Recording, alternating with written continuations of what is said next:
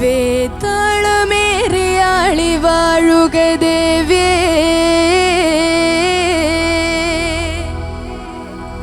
അരമകളാടി ഉലഞ്ഞാടി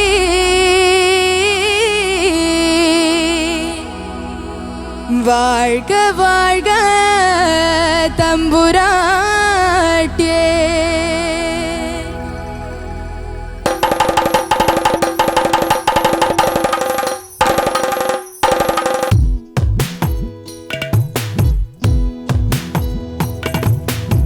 കരിങ്കാളിയല്ലേ കൊടുങ്ങല്ലൂർ വാഴണ പെണ്ണാണ്, കൊടുവാളെടുത്ത് ചുടുതാരിക ചോരയിൽ നീരാട് നീരാട് നീരാട്. കരിങ്കാളിയല്ലേ കൊടുങ്ങല്ലൂർ വാഴണ പെണ്ണാണ്, കൊടുവാളെടുത്ത് ചുടുതാരിക ചോരയിൽ നീരാട്. എരിവേറ്റിയ വറ്റമുളകോ പെണ്ണെ നിൻ മനസ്സ്, ജട കെട്ടിയ കാർമുടിക്കെന്തിനീ മുല്ലപ്പൂ മലര്. കലി തുള്ളിയ കാളിതൻ കാലിൽ തങ്കപ്പൊൻചിലമ്പ്, തുടി കൊട്ടിയ പാണന്റെ പാട്ടിൽ അമ്മേ നീ അടങ്ങ്. കരിങ്കാളിയല്ലേ കൊടുങ്ങല്ലൂര് വാഴണ പെണ്ണാണ്, കൊടുവാളെടുത്ത് ചുടുതാരിക ചോരയിൽ നീരാട്. ദിക്കുകൾ നാലിട്ടും പൊട്ടിയടരും പടക്കൊപ്പുകൾ കൂടുന്നേ, ഈ കലികാലത്തിൻ പോർക്കലി തീർപ്പാൻ ശ്രീദേർക്കലി നീ വേണം. തുടിതാളത്തിലാടിയ താതന്റെ നീ മകളെ ശ്രീ കുറുമ്പേ, നീ മകളെ ശ്രീ കുറുമ്പേ. കരിങ്കാളിയല്ലേ കൊടുങ്ങല്ലൂര് വാഴണ പെണ്ണാണ്, കൊടുവാളെടുത്ത് ചുടുതാരിക ചോരയിൽ നീരാട്.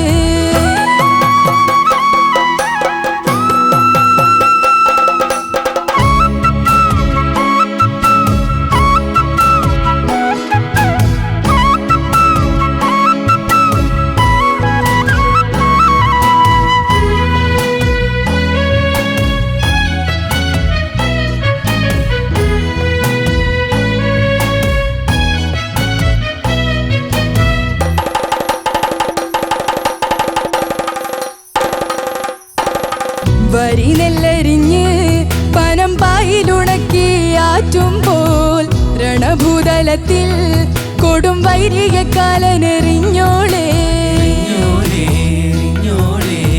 വരി നെല്ലരിഞ്ഞ് പനം പായിലുണക്കി ആറ്റുമ്പോൾ രണഭൂതലത്തിൽ കൊടും വൈരിക കാലനെറിഞ്ഞോളെ. തലയോടുകളാടിയുലഞ്ഞോ പെണ്ണെ നിൻ കളത്തിൽ,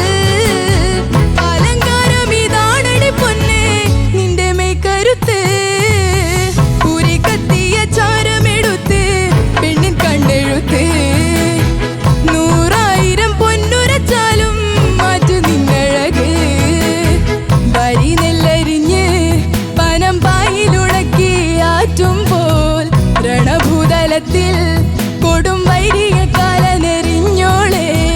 പദമുനിയ നാട്യവിലാസം പകയോടെ നീയാടി കലാശം, വലം കാൽച്ചിരം മൂലിയുടച്ചിന്ന് തെക്കോട്ട് പോന്നോളെ. മുടിയാടി കാവിനെ തേറിട്ട് കാന്തി പകർന്നോളെ. കരിങ്കാളിയല്ലേ കൊടുങ്ങല്ലൂര് വാഴണ പെണ്ണാണ്, കൊടുവാളെടുത്ത് ചുടുതാരിക ചോരയിൽ നീരാട്. എരിവേറ്റിയ വറ്റമുളകോ പെണ്ണെ നിൻ മനസ്സ്, ജട കെട്ടിയ കാർമുടിക്കെന്തിനീ മുല്ലപ്പൂ മലര്. കലി തുള്ളിയ കാളിതൻ കാലിൽ തങ്കപ്പൊൻചിലമ്പ്, തുടി കൊട്ടിയ പാണന്റെ പാട്ടിൽ അമ്മേ നീ അടങ്ങ്. ഇതുപോലൊരു പെൺമണി വേണം, മകളായവൾ വന്നിറങ്ങേണം. നെറികേടുകൾ വെട്ടിയറിഞ്ഞവൾ ആടിത്തെളിയേണം, നെടുനായകിയായവൾ നാടിന് കൺമണിയാകേണം. കരിങ്കാളിയല്ലേ കൊടുങ്ങല്ലൂര് വാഴണ പെണ്ണാണ്. വൈക എന്തോ നാടൻ പാട്ട് റൗണ്ടിലെ ഫസ്റ്റ് പെർഫോമൻസ് തന്നെ അടിപൊളി അല്ലേ? Thank you. ആ മറ്റു സാധനം ഇടയ്ക്ക് ചെയ്യുന്നുണ്ടായിരുന്നല്ലോ. അത് കണ്ടായിരുന്നോ? ഇടയ്ക്ക് ചിരി, ഇടയ്ക്ക് മറ്റേ കണ്ടായിരുന്നോ വൈക ചെയ്യുന്നത്? അതെ, അത് നമ്മൾ അത്ര കൂലങ്കുഷമായിട്ട് നോക്കാൻ പറ്റിയില്ല. അത് നമുക്കൊന്ന് കാണാം. ഷിനു ചേട്ടാ. എരിവെറ്റിയ വറ്റമുളകോ പെണ്ണെ നിൻ മനസ്സ്, ജട കെട്ടിയ കാർ മുടിക്കെന്തിനീ മുല്ലപ്പൂ മലര്, കളി തുള്ളിയ കാളിതൻ കാലിൽ തങ്കപ്പൊൻചിലമ്പ്, തുടി കൊട്ടിയ പാണന്റെ പാട്ടിൽ അമ്മ നീ അടങ്ങ്.